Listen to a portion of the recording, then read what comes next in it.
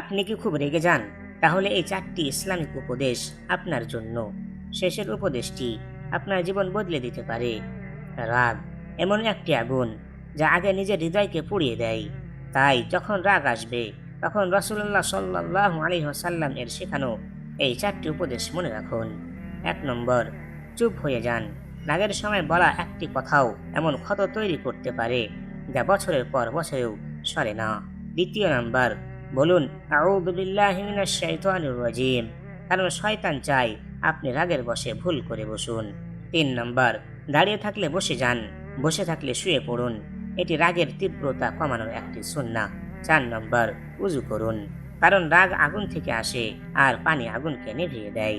মনে রাখবেন, রাগের সময় জিতে যাওয়াটা বড় কথা নয়, বরং নিজের নফসকে হারাতে পারাটাই প্রকৃত বিজয়।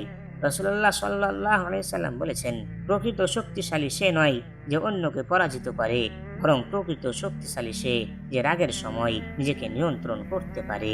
সহিহ বুখারী। প্রিয় ভাইরা, আজ থেকে সিদ্ধান্ত নিন, রাগ নয়, সুন্নাহর পথেই চলবেন।